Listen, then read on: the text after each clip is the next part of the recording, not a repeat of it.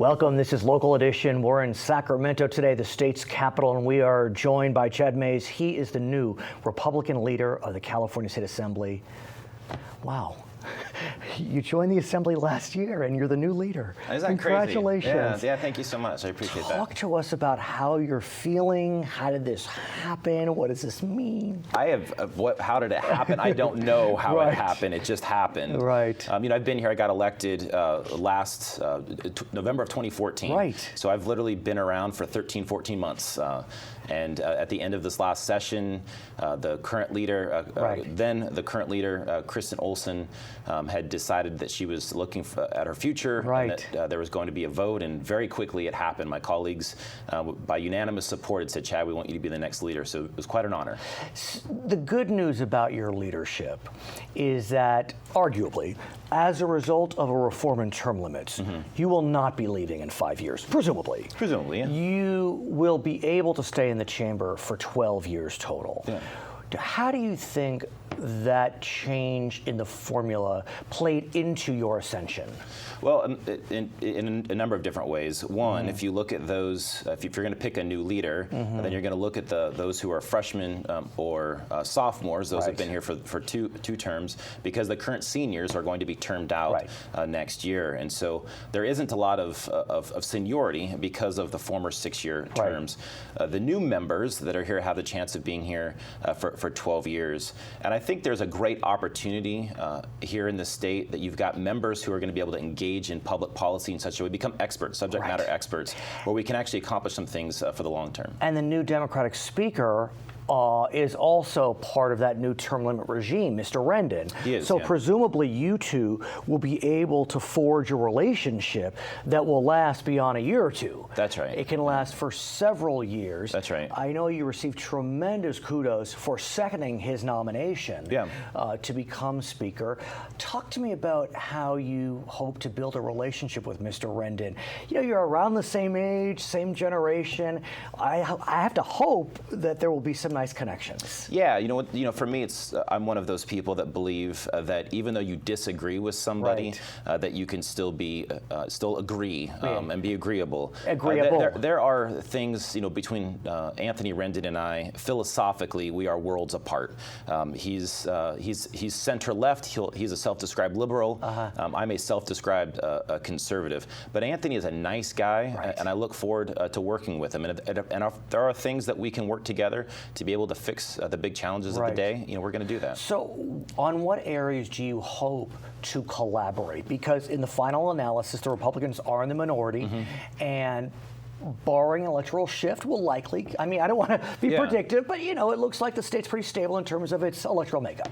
Yeah, it's the things that we hope to be able to work on. If you look at where California's at today, and even with the budget that's just recently the governor put out, we hope that we'll start investing in infrastructure here in California, and we also want to make sure that we pay down our unfunded liabilities. We still have, as a record budget, record revenues, expected revenues, and record expenditures, and yet Can we talk about that, sir? Sure. Because I guess I'm a student of government, and I read the releases that came out from the Republican members in response to the Democratic governor's budget and the Democratic members.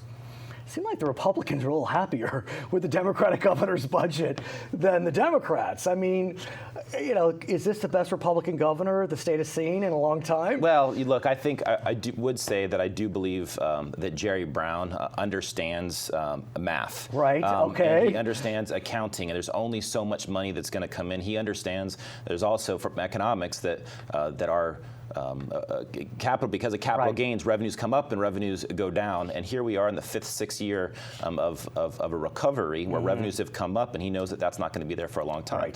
You don't want to keep spending money on ongoing expenses when we know that revenue is going to drop, and then we're going to end up having to cut things. So let's talk about that, because you hinted at it. We do have extra revenue. It's a fact.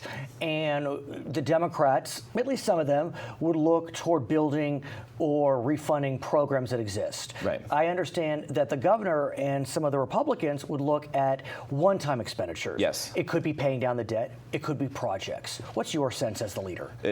If you've got one-time revenue, it needs to be spent on one-time expenditures, and the things that we should be spending that money on are on infrastructure.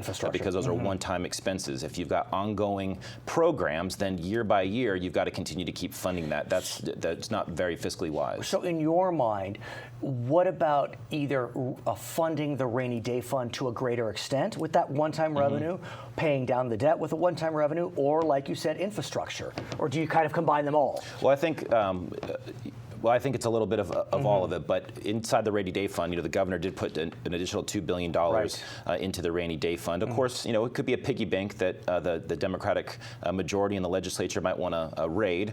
We're going to do whatever we can to make sure to try to stop that. But we've got to be able to put money in the rainy day fund because we know at some point in time that revenues are going to decline, and when they do, that's when you go and you take a look at what's in that piggy bank. I want to talk about infrastructure. Yeah. I think we're still in a special session on transportation. We are. We are. Yeah. And there's a lot of consternation about how best to repair our roads. Yeah. There's questions about the gas tax, which appears not to have increased since 1992. And so the question is, do we want to increase the gas tax? Do we want to look at how we fund trucks and the weight system, weight fees? Or is it the one-time expenditures that you mentioned, sir? Yeah, transportation is one of those things that is that has to be addressed. As I've become leader, I've been traveling all over this state, and I can tell you that all over the state, whether it's Northern California or Southern California, there's nothing worse than being stuck in traffic. Right. You hear this term road rage. Well, you wonder why there is road rage. It's because we haven't built enough capacity. In addition, we haven't maintained the current roads that we have. There isn't any question that we've got to do something. The question is, where does the money come from? So where does, because this does feel as if we can use some one-time monies for specific projects, but we probably do need a continuing revenue stream. Yeah, that's right. So the Republicans put out a plan this last legislative session. It was a 9-point plan that would have come up with $6 billion in new revenue to be able to do the maintenance. Through bonds or through? No, through existing revenues, like the vehicle weight fees, the cap and trade, and a few other things.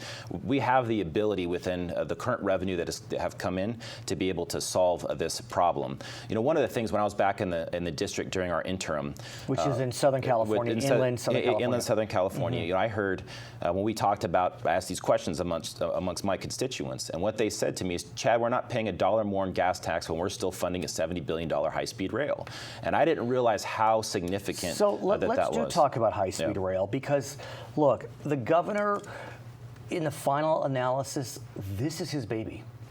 He's not budging on the HighSpeed Rail project. Right. And so the question is it worth continuing the fight when it is so clear he wants this to go? Right. So it might be the administration's priority, but it's not the people's priority. And the people are the ones that have to fund it. But the and people so we're talking did vote to yes. pass the initially. But as you know, that the initial costs of what the people voted on are not what the plan is today. And so I think it's one of those things when you talk about priorities. I'm not saying that something like a high-speed rail isn't a decent idea, but when we've got failing roads, when people are stuck in traffic for hours a day, it's about priorities. Should we be using those transportation dollars to fund current transportation, to make sure we've got good capacity, or on some new idea? So what's the compromise? Well, I don't know. We're going to continue to keep having conversations. We've talked a little bit, even within the last few weeks. I think we're going to continue to have the conversation. We'll see what we can do. His name is Chad Mays. He is the new leader of the Republicans in the California State Assembly. If you want to watch other episodes of Local Edition, just sign on to our YouTube channel, youtube.com/charterlocaledition. My name is Brad Pomerance from Sacramento. This is Local Edition.